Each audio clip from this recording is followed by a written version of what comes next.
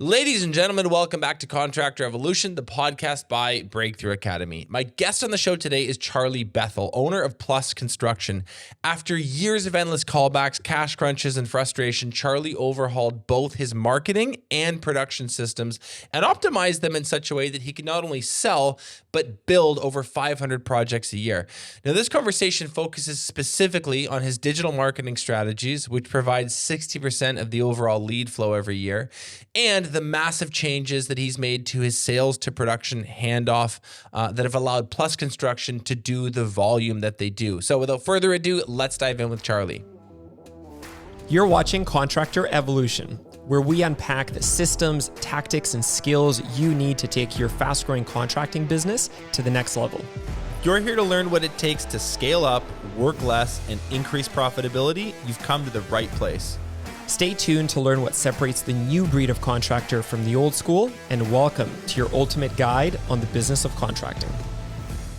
Charlie, welcome to the show, man. It's great to have you. Yeah, thanks for inviting me.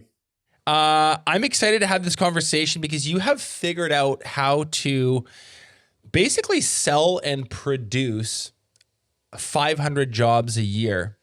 And by the way, this is a discretionary item. This is something, and I'll let you kind of explain to the audience in a second what it is exactly you guys do. But this is not, you're not installing roofs. You're not doing AC units where the customer's hand is forced. This is we could categorize this more as a want to have than a need to have. And you figured out a way to optimize both your sales and marketing and your production systems to do that kind of volume, which we all think is really impressive and want to talk to you about. So why don't you just start by telling us a little bit about your business and in particular, like the actual product that you guys install? Sure. So the company's called Plus Construction. We're based in the Greater Vancouver area, Lower Mainland of British Columbia, Canada. We are a specialty builder of outdoor living spaces. Specifically, we build decks, pergolas, and patio covers. So that's it. We have like a very narrow range of products that we sell and install. Mm-hmm. And yeah, they're very much a want to have product rather than the product. What is the average job size of those things? Like when you track at the end of the year, can you tell us the AJS? What's the average ticket? Our AJS is right now it's running at around 15,000. It did drop down like in the 2 years post-COVID to about 12,000, but it's jumped back up to 15,000 now, which is what it was pre-COVID. So 15,000, but you have to take that with a bit of a pinch of salt. There's lots of $3,000 projects that we do, and lots of $60,000, $70,000 projects. Okay. 15K average job size with kind of a wide variance, let's say some smaller ones and some really big ones. And then like roughly what size is your business now in terms of revenue? Revenue wise, for this year, we should do $6.5 million. So that's our goal target. 6.5 million. Do the math on that. It's a lot of jobs. There's really two sides to this business that I think I and the whole audience are going to find really, really interesting. One is like the marketing and sales system. That's a lot of leads and a lot of estimates and a lot of closed jobs to get that kind of volume. And then the other is like the production side. We need to go out and make these things. And you have like very strategically over the years kind of built up both sides of the business to be where it is now, where it can handle that kind of volume. Let's start with the marketing side of things. You have quite an impressive digital marketing funnel set up. Walk us through it at a high level to begin, and then I'm going to have some follow-up questions for you. Okay. Well, right now, we've actually moved in the last year to working with WebRunner. So WebRunner is an agency that deals with digital marketing, and we advertise with them through Google Ads, Facebook, and Bing, and Instagram, I guess, Facebook and Instagram together. So we generate raw appointments with them and use a speed to lead system to encourage bookings, sales appointments with our sales team. Did you set up this funnel in the first place and then hand it off to WebRunner, or were they the ones to kind of engineer it in the first place? No, we definitely set it up ourselves to start off with. And actually, there are a few years where Facebook was like our main revenue driver. So we would post pretty pictures and videos on Facebook and generate leads out of that. Out of the leads, generate appointments, and appointments out of sellers. Now, a lot of contractors are pretty reluctant to invest in digital marketing. I would say marketing more broadly, but digital marketing specifically, they've had some bad experiences. Maybe they, did some, unsuccessful Facebook campaigns or Instagram campaigns, and then they decide it's not for them. You made the decision to really invest in this as a core part of your overall strategy. When did you decide to do that, and what was sort of going on in your business that made you feel compelled enough to see this through and build this out? Well, I mean, in the early days of the business, we have pretty small and humble roots, definitely. But we used to rely on flyer advertising a lot, along with like home shows and trade shows. We still operate a lot of home shows and trade shows, and we love them, and we put a lot of effort into those.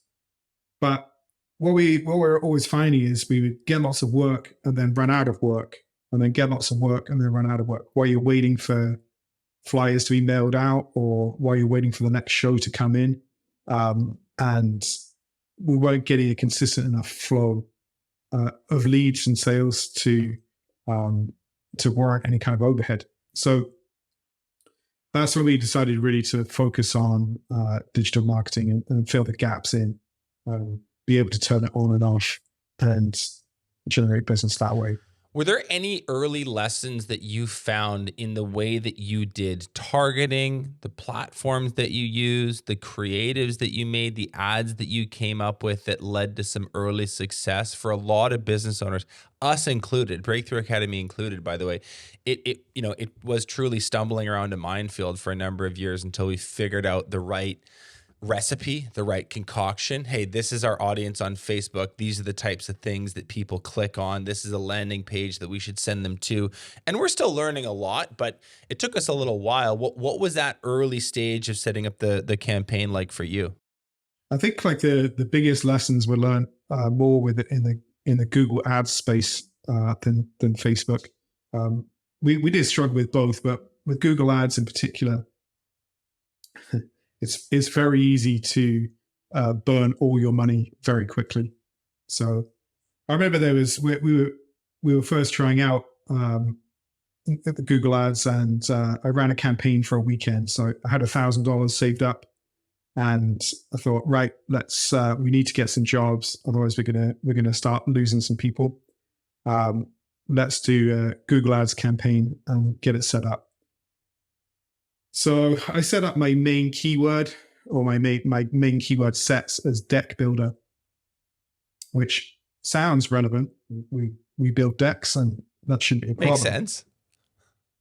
However, that's also like a major term for online gaming and poker as well. Right. And we spent the whole budget in 2 days and got 0 leads.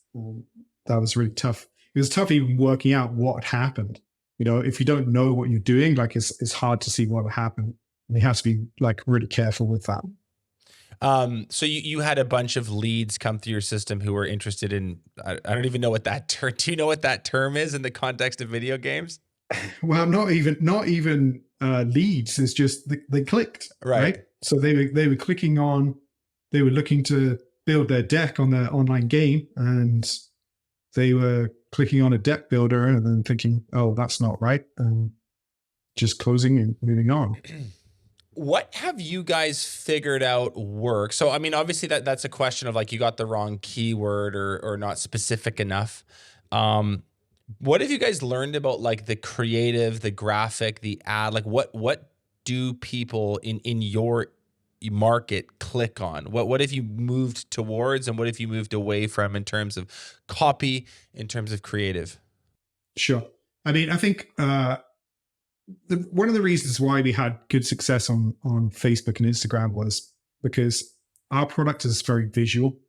So we'd find that we could really post nice, pretty pictures of what we do on Facebook and Instagram, and it's going to get some attention. So that's like the good part of it, which is like really for our business is a little bit more unique than a lot of other data companies. Is a very visual product.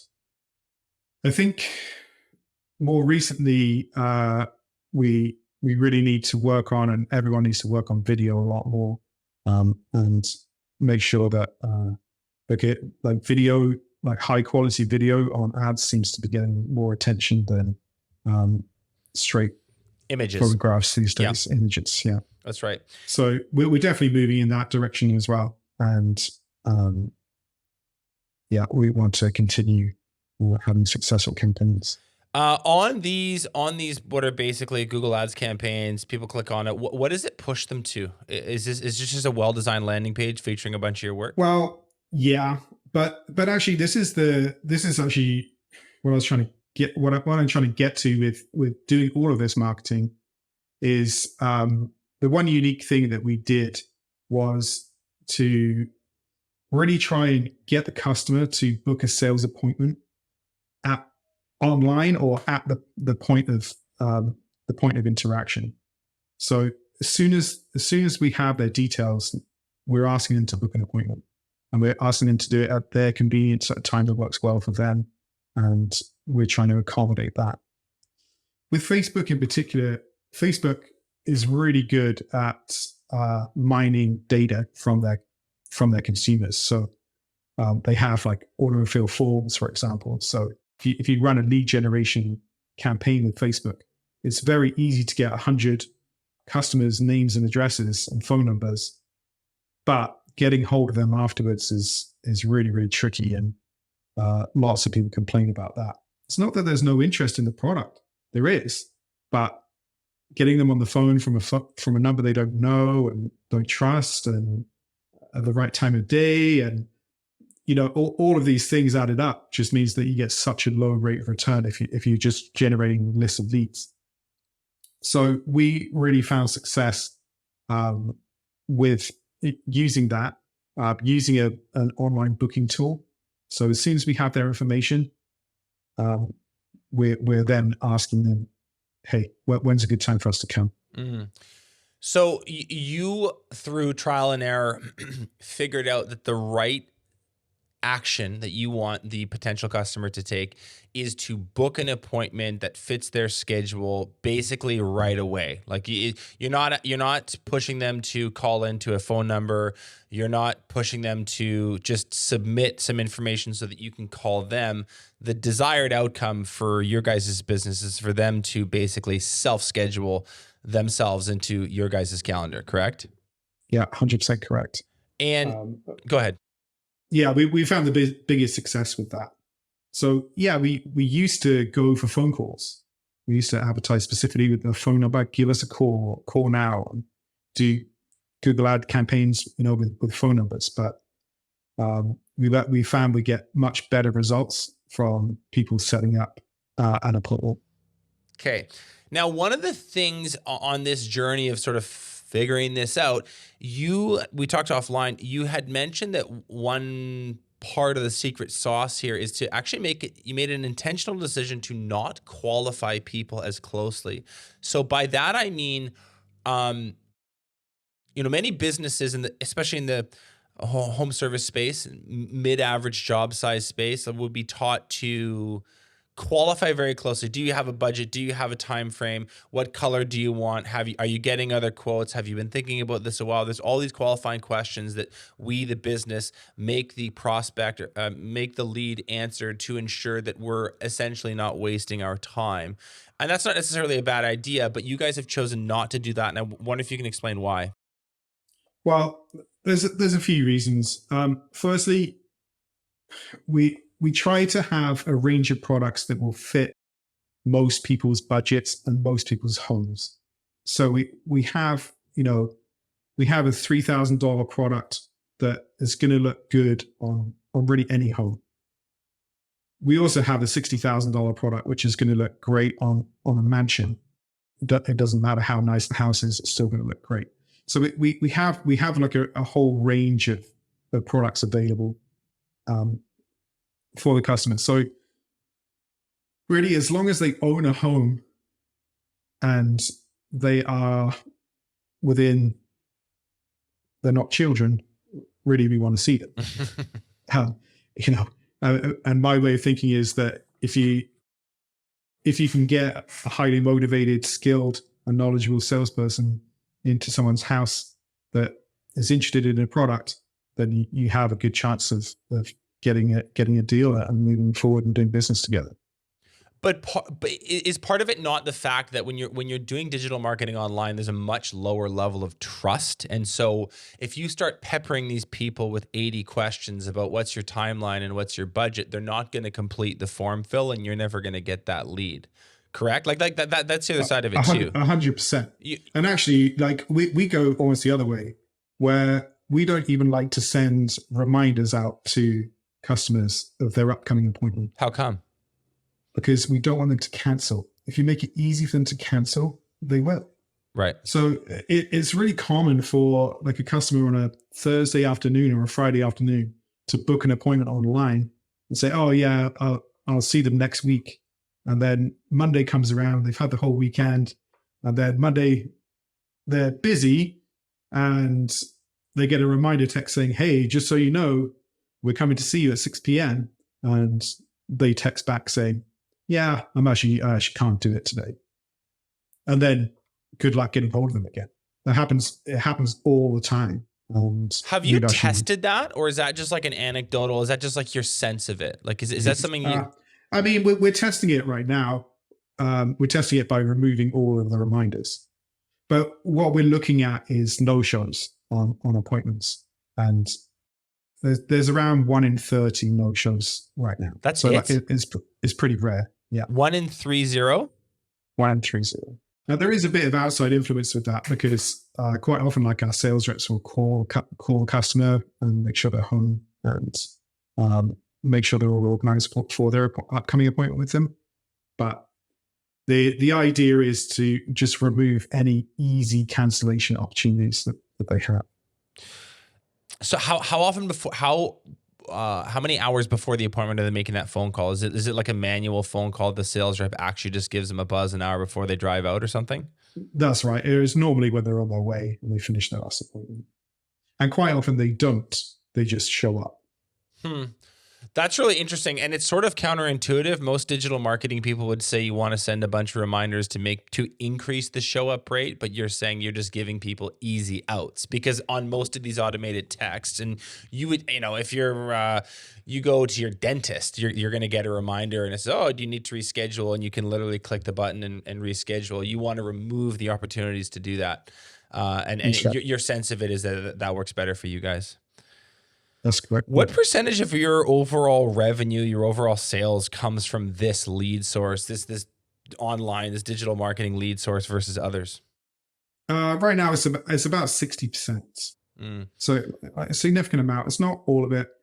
We do, and it's actually it's quite difficult to track. So we get a significant amount of business from displaying at home shows and trade shows, which is a really good, we find it's a really good method of booking appointments. So we have the same mentality with that.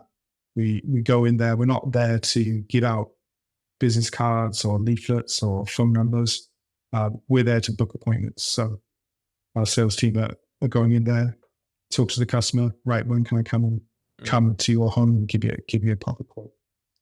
So we get about 40% of our business from home shows.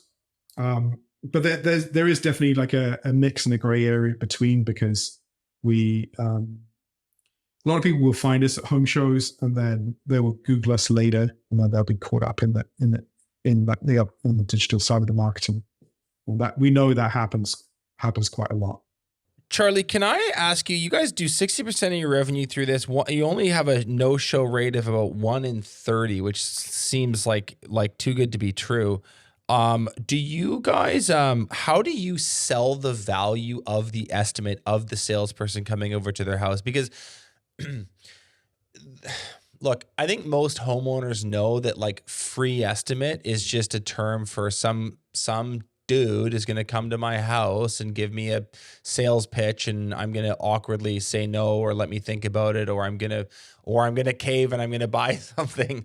Like, a lot of people are scared to be sold to. So my question is, you have found success with down this avenue. There's obviously something that you've done that in the offer, in the copy, in the description, you are persuading people either explicitly or implicitly that this appointment is really valuable, and it's something that you A, want enough to schedule, and B, want enough to show up for. Is there anything you guys have done to like the offer around the estimate that you think has led to that success? I mean, I don't think there's anything like there's 100% specific. Our speed to lead sequence is, I mean, it's fast and it's quite friendly, so it's almost casual. You know, I'm saying, okay, so this sales rep is gonna come and see you on this date, and we can have a chat and a coffee and just talk about your project. And that's really the way we deal with this at home shows and trade shows as well. Is you know, we, rather than inviting ourselves for a formal sales presentation, where it's going to be serious and there's going to be a 1 hour closing session at the end, you know, like some kind of timeshare deal. We try to keep it a lot more casual than that and say, okay, Colin's in the area on Thursday at 2:00. You know, is it okay if he swings by on that date? And it seems to generally work for us. So if someone was in a position like you used to be in, where you had work and then you run out and then you have some more and then you run out, and they're wanting to really stabilize their inbound, their sales and their revenue stream, what 3 mistakes, you can give me 2 even, like what are some key mistakes that you would encourage them to avoid making if they were going to build out a funnel like you have? Well, I think mistake 1 is not getting help when you really should. So you should make sure you get professional help. It doesn't necessarily have to be with a super expensive agency or like big commitments, but getting someone to help you set up your plans and your campaigns is really important, because he genuinely can earn money really quickly and very easily. I think another mistake is not being able to handle both the production side and the lead volume. So if you're doing a campaign and you're generating lots of leads, you've actually got to be able to service those leads and in good time. Like, it's no good generating a lead and then not being able to see them for 2 weeks. So you got to have the people and the capacity in place to handle it. And the same goes on the production side. If you sell a project, but you can't do it for 6 months, you're gonna lose a lot of those guys, and there's no point in running the campaign in the first place. It really is quite a balancing act, quite an orchestration to have both of those sides of your business in sync. You have made really tremendous strides. This is a good segue into the production side of it.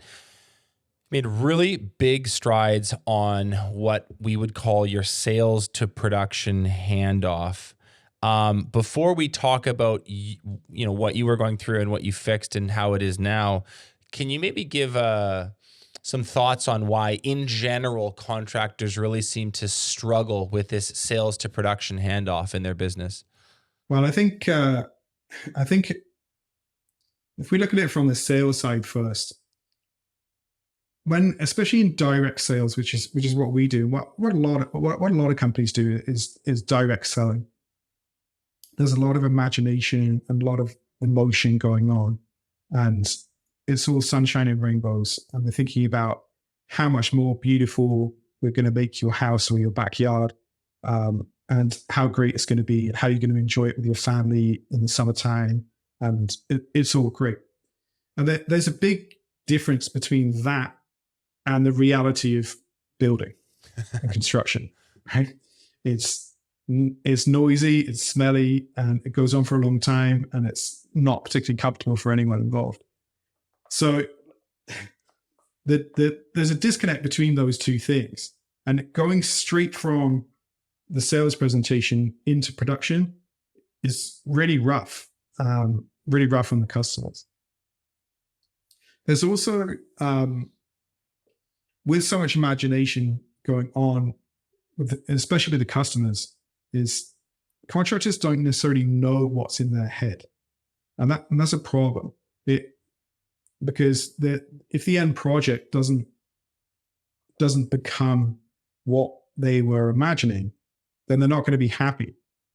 And quite often there's too much selection, too much choice, and it's just not specific enough for them to understand exactly what's going to happen and what's going on. So you think a lot of it is around expectation setting with the customer, and sort of setting up a situation where there's many opportunities for disappointment downstream. 100%. There's also the other side of it, which is just though like the logistical operational part, and so you had mentioned offline the state of things really before you figured this out and invested in all the stuff we're going to talk about, from standard estimating to SOPs and what have you. You were telling me about a huge number of callbacks because sales to production was very sloppy. Cash flow issues because you're not getting paid when you would expect to be paid because you're doing the callbacks. So it's your payment terms are getting extended out. And then team morale was sort of at an all-time low. You want to just talk about the state of things before you fix this? Yeah. I mean, this is really what it was like. The business was like this when I first joined BTA. My job was the fireman. So I was putting out the fires every day on every site, constantly. That's all I was doing. So customers being upset with timelines, with money, with change orders, with color choices, with things being done wrong, things being put in the wrong place. Like it was bad. It was really bad. And I'm sure everyone understands that. But even as a young company, we were still doing it, maybe 100 or 200 projects a year. That's a lot of headaches to have. And your cash flow can really be, really take a hammer when some of those people withhold payment or don't want to pay and they're not satisfied. And what did you notice with, what did you notice around team morale with this? Like, just people were obviously down and feeling in the dumps about the constant issues. Yeah, I mean, it's really hard. And we definitely, in the early days, we lost some really good people. Nobody wants to work for a company where the customers are mad. Mm. And one of the big issues we had was we quite often were getting delayed. So if we were delayed starting a project and we were starting it 2 weeks late, the installers or the guys on site, they had no chance of doing a nice job for a happy customer. They were mad before we'd even started. Right. And so it didn't matter how hard they worked and how good a job they did, the customer's still going to be upset at the end. And that was tough. And we lost a few people and really realized that things had to change in order to work. So you mentioned three things. You mentioned standardize, estimating, and forms. You talk a lot about pre-construction meetings, and you talked a lot about SOPs, these being sort of like the three antidotes to your specific sales to production handoff issues. But I think the listeners can learn and maybe just extrapolate this to their own business. Let's start with the standardized estimating in forms. As far as the estimating goes, I mean, what were you doing before? Was it napkin quotes? Not quite napkin quotes, but I mean, it was all technology. It was we were writing the quotes on carbon copy paper, and with the description of the project and description of the colors of the project, and it was a written quote, handwritten quote with a drawing and a price. Like that's how we were doing it. And it's not like it was completely wild. I mean, it was based on a price list, but there's lots of things that were up for interpretation, and lots of details that can easily be missed if they're not written down, and a limited amount of space to actually write details. So it was tricky, and I think changing that really, really, really helped our business. What did you do specifically to make it more standardized? So we implemented a program called Leap to Digital. It's actually called Sales Pro now, from Leap to Digital. And what it allows us to do is do all of our quoting and estimating and price building on an iPad on site. So we can go to the customer's house. We've broken down our price list into component parts, and the sales rep just needs to put in the sizes and the component parts into the iPad, and it will produce a professional standardized quote or contract on site within a couple of seconds. So that really helped us with standardizing pricing like that, because if the wrong number was in the box, then it's very easy to see and it wouldn't come together. So we found that by using that system, our GP really leveled up. So we've been running it exactly on target for gross profit for 3 years now. Whereas before it was sort of hit and miss. Yeah, completely hit and miss. Okay. And then you talked about some standardized forms as well. Like, where do those fit into the overall handoff? Well, we really use like standardized forms for for pre-construction. So in pre-construction, we try to separate the sales process from the actual building process and have like a nice transition in between. So one of our SOPs is that as soon as a project is sold, then the sales rep has to call the office and book another meeting where the customer, the sales rep, and the project manager for that project are going to be in attendance at the customer's house. So they're going to set that appointment, and that appointment encompasses like exactly what is going to happen, when it's going to happen, and how much it's going to cost. So that was really one of the original goals of our company, and one of our core values is the company is set up to take the stress out of building. So we like to offer our customers fixed timelines, fixed prices, and for them to know exactly what they're going to get. And we find if we can win on those fronts, then we've got a good chance of being successful. What is the agenda of these pre-construction meetings? Like, I'm assuming they're fairly structured, they're fairly repeatable. There's kind of key points you're wanting to hit at every one. So it's getting all of the details down on paper is like the main goal of them. But we have a standardized list of questions and standardized list of boxes that need to be filled. So this item is going here. It's going to be exactly this size. It's starting here and it's finishing here. And there's going to be footings here, here, and here, and stairs here, here, and here. This is the type of railing that this deck is going to have. This is the type of top surface this deck is going to have. This is the color it's going to be. Like all of the questions that we need to know in order to build it successfully. And it took a lot of try and error to get those right, to get the lists correct. Mm-hmm. But I think we're in a pretty good place now. Why do you think they work so well? I mean, why do you think they're a fundamental part of the solution that you've come up with? Because using them and using the meetings has allowed us to take on more projects. So it's not possible. It's not possible for a company our size to run 500 projects if most of them are not going smoothly. Like they've got to go smoothly.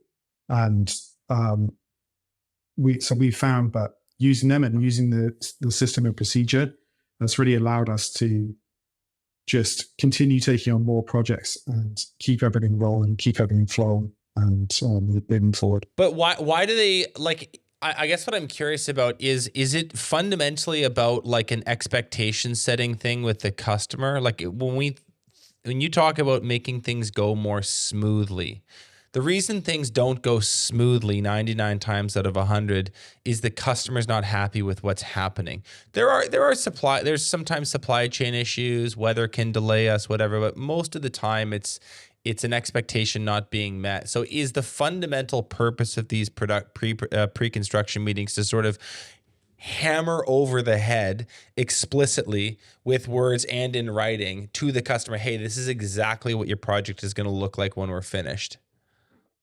Yeah, but it's not necessarily in a negative sense like that. No. It's not negative at all. It's not like you're not going to get this one, you're going to get this one. It's not really like that. It's more like we're reassuring the customer and like having like a very strict understanding that this is what you're getting, this is when it's going to happen, and this is how much it's going to cost. And trying to, if there's any like nuances or things that we can see might be a problem along the way, discussing that. Okay. But I think, I think if they know those details that I listed, like you have a good chance, like if you can stick to that, you have a good chance of it working out. You really can. And your sales guy, like your sales team doesn't mind doing this. It's like one might listen to this and go, well, like, you know, my people are paid on commission. They would never go back and make an extra dive and an extra meeting. They don't mind too much. They don't have a choice if they want to do it, to be totally honest with you. And nor do the project managers. It's a lot of work for everyone. Yeah. But it's less work. It's less work doing that than having the project go sideways. Because there's only so many headaches that you can deal with. There's only so many problems you can deal with at any one time. And if you're doing the volume that we're aiming to do, then it gets really problematic very quickly.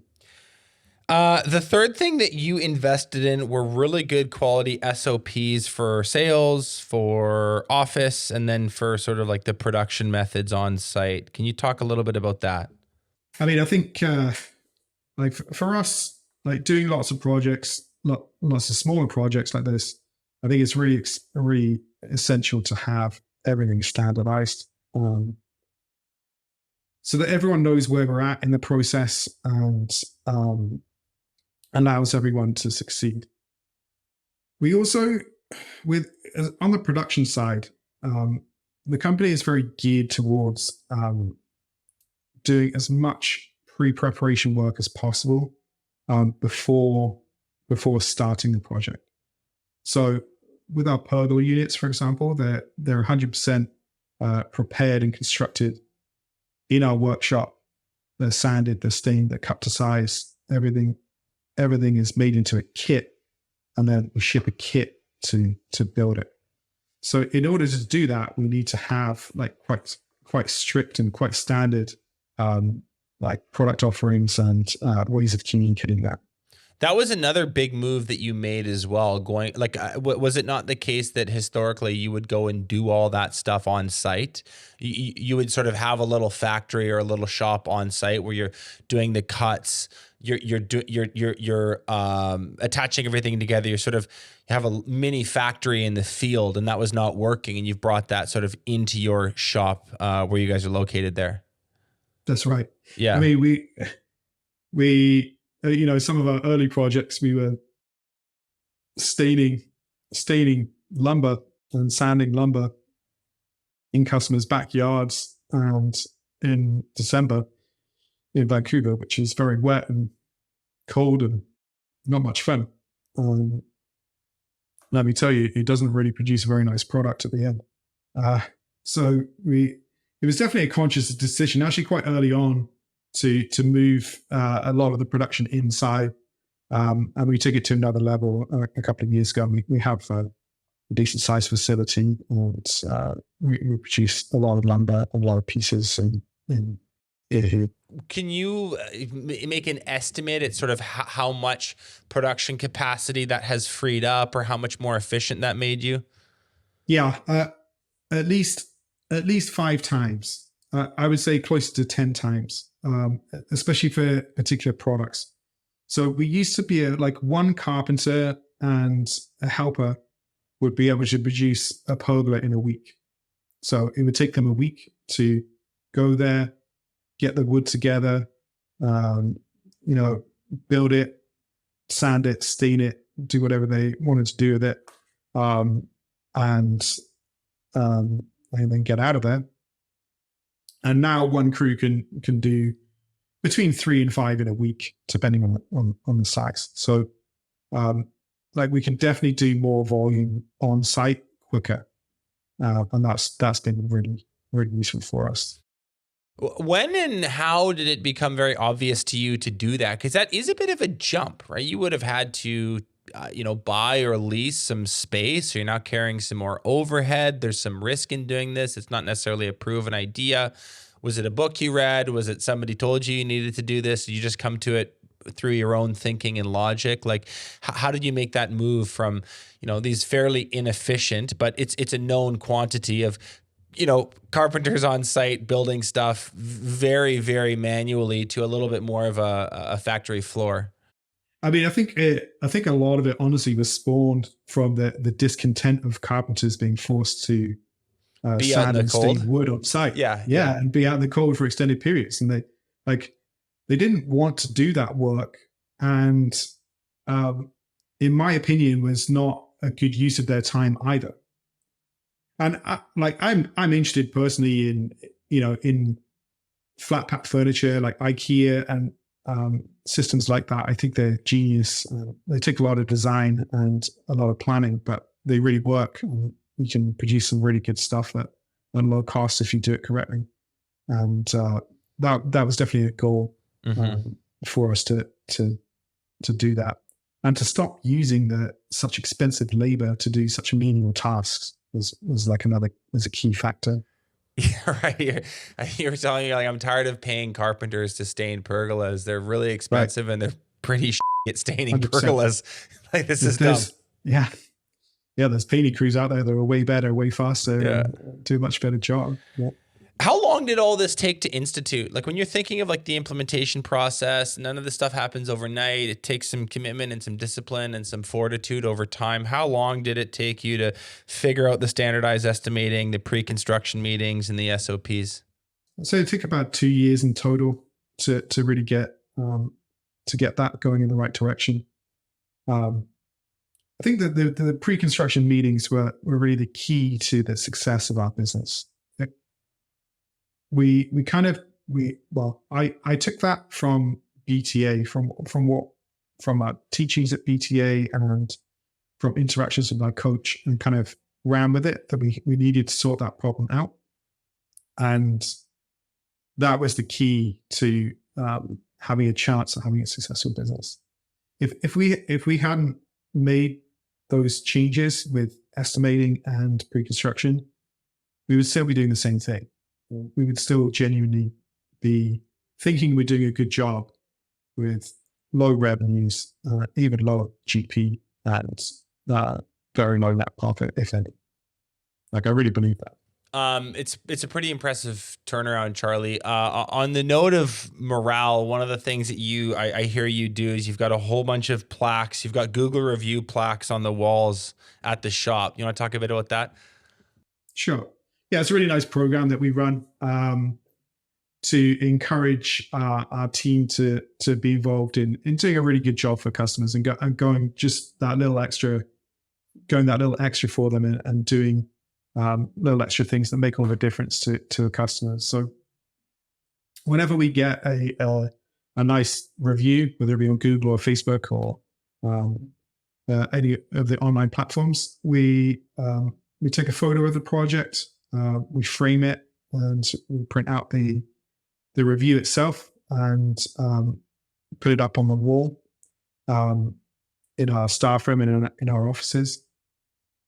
And any of the guys that are mentioned in the review get a little bonus. Right? So they get a paid management bonus, and that really helps for them to encourage the customers to do it. So they will do that extra little cleanup, whatever the customer wants, and then hopefully they'll talk about it and encourage the customer that it will help them out a little bit.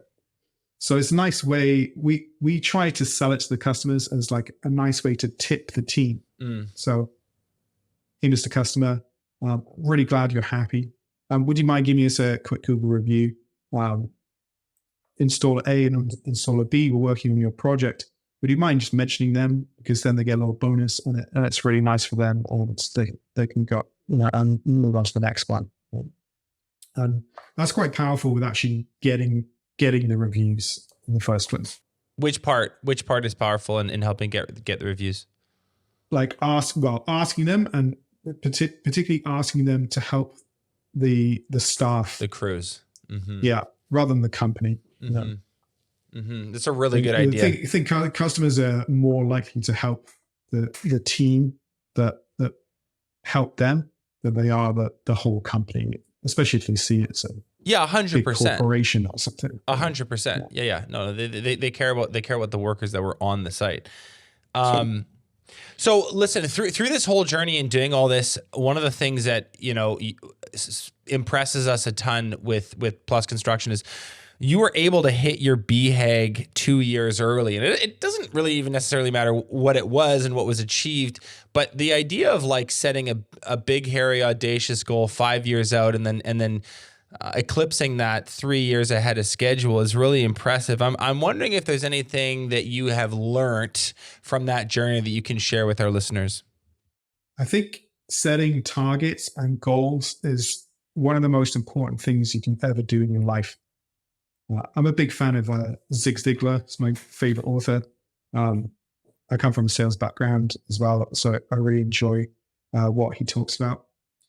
One of the things he says is, if you haven't got a target, how are you going to hit it? You got no chance of hitting it if you don't have a target. And it's true. Like you need to have your targets. And maybe when I set those BHAG targets, I was aiming too low, because I didn't believe in my head that it would be possible for it to work properly. But it is possible. You need to set the goals. You need to do something a little bit better every day in order to help you get closer to your goals. And it is definitely possible. And maybe you set them a little bigger next time. Sure. Charlie, my goals are horribly big now. I don't know if I'll ever achieve them. It's a good place to have them. Dude, thank you for the walkthrough on everything. I love what you're up to. I think the digital marketing funnel and really stabilizing your revenue is something a lot of contractors wish they had. And I hope that listeners learn a bit from that. But then I would say even more importantly is the work you've done to the production end of the business. Lead flow is nothing if you can't go and produce it. And that's an even bigger piece of the puzzle that you've figured out. So really want to thank you for your time today, Charlie. An awesome job. You're welcome. Thanks so much. Thanks so much for watching this episode of Contractor Evolution.